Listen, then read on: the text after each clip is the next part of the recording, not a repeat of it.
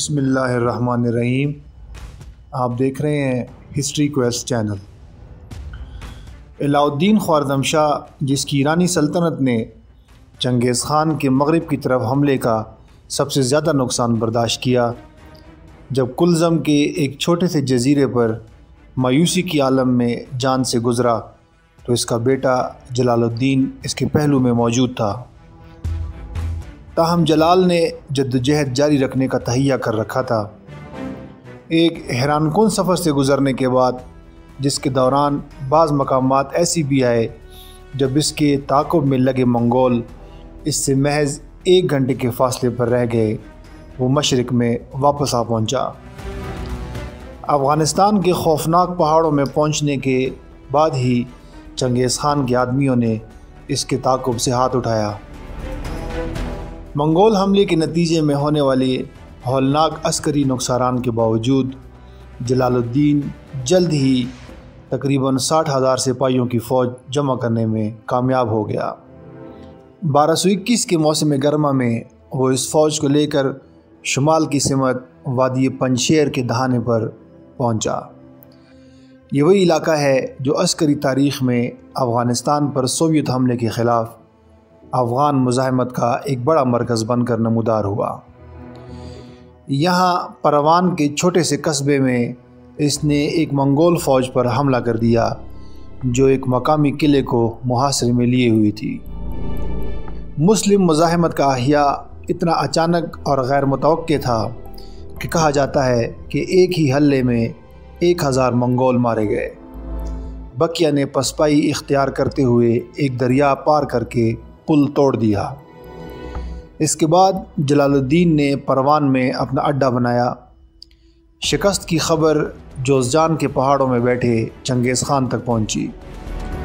فاتح عالم نے فوراً ہی تجربہ کار جرنیل شگی گوتکو کی سرگردگی میں 30,000 کی فوج روانہ کی تاکہ اس شکست کا بدلہ لیا جا سکے۔ منگولوں کی روایتی برقرفتاری کے ساتھ وہ جلال الدین کے وہاں مقیم ہونے کے صرف 1 ہی ہفتے بعد وہاں پہنچ گیا۔ مسلمان اپنے حالیہ فتح کے نشے میں غافل نہیں تھے۔ وہ فوراً باہر نکلے اور قصبے سے 3 میل دور ایک مقام پر آ بیٹھے۔ جلال الدین نے کلب کی کمان سنبھالی۔ کنکلی قبیلے کا امین ملک اور ترکمان خانہ بدوشوں کا سردار اغراق اس کے ساتھی تھے۔ سپاہیوں کو ہدایت دی گئی کہ گھوڑوں سے اتر کر انہیں باندھ دیں اور پیدل منگول فوج کا سامنا کریں۔ واضح طور پر مسلمانوں کو اس بات کا ادراک تھا کہ گھوڑے سے تیر اندازی کرنے کے معاملے میں وہ ہولناک منگولوں کا مقابلہ نہیں کر سکتے۔ منگولوں نے پہلے میمنہ میں امین ملک پر حملہ کیا اور انہیں پیچھے ہٹنے پر مجبور کر دیا۔ جلال الدین نے انہیں پیدر پے کمک بھجوائی اور صفوں کو منتشر ہونے سے روکے رکھا۔ اس کے بعد جھٹپٹے تک جنگ جاری رہی۔ آخر میں دونوں افواج اپنے اپنے پڑاؤ کو لوٹ گئی۔ رات کے وقت منگولوں نے، جن کی تعداد مقابلتاً کم معلوم ہوتی ہے، اپنا پسندیدہ حربہ اپناتے ہوئے بھوس کے پتلے اپنے فالتو گھوڑوں پر بٹھا دیے۔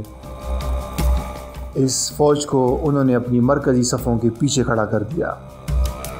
صبح طلوع ہوئی تو ایسے نظر آیا کہ منگولوں کو بے پناہ کمک حاصل ہو چکی ہے اور کچھ دیر کے لیے مسلم فوج کے حوصلے پست ہو گئے۔ تاہم جلال الدین مردہ دلوں میں جان ڈال دینے والا لیڈر تھا۔ مسلمان خود کو سنبھال کر جم گئے اور دوسرے دن کی جنگ شروع ہو گئی۔ اب منگولوں نے اپنے حملوں کا ہدف میسرے کو بنایا، جس کی کمان ترکمانوں کا سردار اغراق کر رہا تھا۔ اس بار مسلمانوں کے جوابی حملے کی شدت نے منگولوں کو مجبور کر دیا کہ وہ پسپا ہو کر اپنے پڑاؤ کی طرف واپس جائیں۔ تب جلال الدین نے اپنی رنگ برنگی فوج کو اشارہ کیا کہ وہ گھوڑوں پر سوار ہوں اور پسپا ہوتے ہوئے منگولوں پر ٹوٹ پڑے۔ منگولوں نے پوری شدت سے مقابلہ کیا مگر ناکام رہے۔ مسلمانوں نے ان کے پاؤں اکھاڑ دیے۔ اس دوسری شکست کی خبر چنگیز خان تک پہنچی۔ وہ پہلے ہی فیصلہ کر چکا تھا کہ اس صورتحال کو اس کی ذاتی توجہ کی ضرورت ہے۔ واضح تھا کہ اس کے لیے منگولوں کے ناقابل تسخیر ہونے کا بھرم برقرار رکھنا بہت ضروری تھا۔ پروان کے مال غنیمت پر امین ملک اور اغراق کا ایک جھگڑا ہو گیا۔ ترکمان سردار کو لگا کہ اس کی توہین کی جا رہی ہے، وہ اپنی فوج کو لے کر الگ ہو گیا اور اپنے ساتھ جلال الدین کے ایک اور اہم اتحادی شمالی ہندوستان کے حکمران غوریوں کی فوج کو بھی ساتھ لیتا گیا۔ یہ بہت بڑا عسکری بحران تھا۔ جلال الدین کو احساس ہوا کہ چنگیز خان کا قہر جلد ہی اس کی قلیل تعداد فوج پر ٹوٹ پڑے گا، لہٰذا وہ مشرق کی جانب پسپا ہو گیا۔ اس نے غزنی کا اہم شہر بھی چھوڑ دیا اور سیدھا دریائے سندھ کی طرف بڑھا۔ اسے امید تھی کہ اس وسیع و عریض پانیوں کے پار اسے کوئی جائے پناہ مل جائے گی، تاہم چنگیز خان اپنے معمول سے بھی زیادہ تیز رفتار کے ساتھ سر پر عام پہنچا۔ اس کے جلو میں ایک بھاری فوج تھی جس میں اب اس کے بیٹوں تولی، چغتائی اور اغدائی کی افواج بھی شامل ہو چکی تھی۔ یہ فوج افغانستان میں جہاں جہاں سے گزری خوفناک تباہی مچاتی گئی۔ پروان کے میدان جنگ میں وہ صرف اتنی دیر کے لیے رکا کہ فاتح اور مفتوح دونوں کی عسکری چالوں پر تنقید کر سکے۔ اس کے بعد وہ رات دن منزلوں پر منزلیں مارتا اتنی تیزی سے آگے بڑھا کہ اکثر اس کے فوجیوں کو کھانا پکانے کی وقت بھی نہیں ملتا تھا۔ جلال الدین کے رخصت ہونے کے 2 ہفتے بعد وہ غزنی پہنچا۔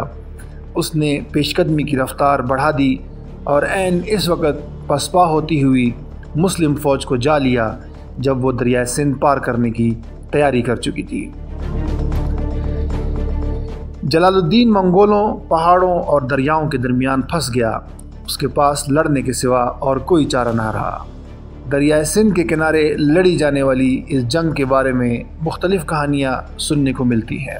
بعض راویوں کا کہنا ہے کہ حربی اعتبار سے یہ جنگ چنگیز خان کے شاہکاروں میں سے ایک تھی، لیکن دیگر اسے ایک دیوقامت دشمن کے خلاف مسلمانوں کی آخری نہایت بہادرانہ لڑائی کے طور پر دیکھی جاتی ہے۔ تاہم ایک بات یقینی ہے، نتیجہ مسلم فوج کے لیے ایک تباہ کن شکست کی صورت میں نکلا۔ روشنی کی واحد کرن جلال الدین کی غیر معمولی شجاعت تھی، جس کا اعتراف ہر راوی کرتا ہے۔ جنگ 24 نومبر 1221 کے روز شروع ہوئی، غالباً اس مقام کے نزدیک جہاں آج پاکستان کا کالا باغ شہر واقع ہے۔ جلال الدین نے اپنی فوج کو آراستہ کیا۔ اس کی کوشش تھی کہ پستاکت پہاڑیوں کے سلسلے کے سامنے اپنی فوج کو جما سکے۔ دوسرا حصہ امین ملک کے پاس تھا اور یہ دریا کے کناروں کو چھو رہا تھا۔ اس دوران چنگیز خان اپنی فوج کے قلب میں جگہ سنبھال چکا تھا۔ یاک کی سفید دموں والا پرچم سب کو بتا رہا تھا کہ وہ کہاں موجود ہے۔ بظاہر پہلی پیش قدمی مسلمانوں کی طرف سے ہوئی۔ امین ملک کی قیادت میں ان کے میمنے نے منگول میسر پر دباؤ ڈال کر اسے پیچھے ہٹنے پر مجبور کر دیا۔ جلال الدین نے اندازہ لگایا کہ اس کے میمنے پر صورتحال مستحکم ہے، لہٰذا اس نے امین ملک کی کامیابی کو تقویت پہنچانے کے لیے میمنے سے فوجی نکال کر اس کی مدد کو بھجوانا شروع کر دیے۔ اس سے میمنہ کمزور پڑ گیا۔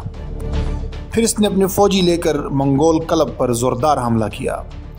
شاید وہ چنگیز خان کو مار کے ایک فیصلہ کن ضرب لگانے کی امید لگائے ہوئے تھا، مگر منگولوں کا ڈسپلن اتنا زبردست تھا کہ چنگیز خان بڑے اطمینان سے اپنے قلب کو چھوڑ کر علیحدہ ہو گیا تاکہ وہ اپنے طور پر لڑتا رہے۔ اس کے بعد اس نے اپنے سیاہ پوش کشیک لے کر دریا کے نزدیک امین ملک کے آگے بڑھتے دستوں پر حملہ کر دیا۔ خوفناک لڑائی کے بعد مسلمانوں کو پیچھے دھکیل دیا گیا۔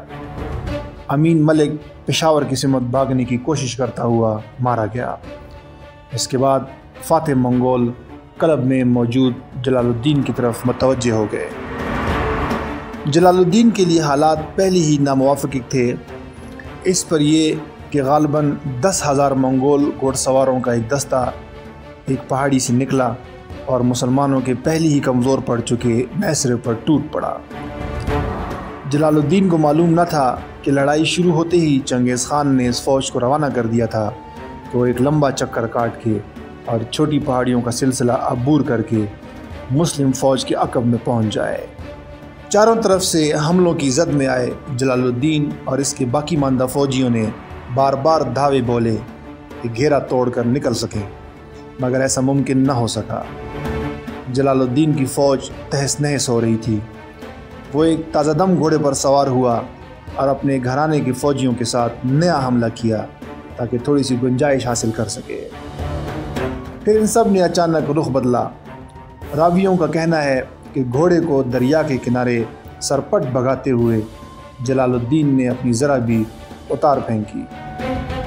اس کا علم اس وقت بھی اس کے ہاتھ میں تھا جب اس نے اپنے گھوڑے سمیت دریا میں چھلانگ لگائی۔ کچھ کا کہنا ہے کہ جہاں اس نے چھلانگ لگائی وہاں سے کنارہ 20 فٹ بلند تھا، اور کچھ کا کہنا ہے کہ اس کی اونچائی 60 فٹ تھی۔ اس کے ساتھی بھی اس کے ساتھ دریا میں کودے اور تیر کر دوسرے کنارے کی طرف جانے کی کوشش کی، مگر منگولوں نے تیر برسا کر سندھ کے پانی کو ان کے خون سے لال کر دیا۔ خوش نصیب ہے وہ باپ جس کا ایسا بیٹا ہو۔ کہا جاتا ہے کہ جلال الدین کو بافیت دوسرے کنارے پر پہنچتے دیکھ کر یہ الفاظ چنگیز خان کے منہ سے نکلے۔ جلال الدین کے گرفتار ہونے والے بچے اتنے خوش قسمت ثابت نہ ہوئے، جن میں سب سے بڑے کی عمر صرف 8 سال تھی۔ منگولوں نے سب بچوں کو دریا میں پھینک کر مار ڈالا۔ کہا جاتا ہے کہ جلال کی فوج میں سے صرف 700 افراد بچ نکلنے میں کامیاب ہوئے۔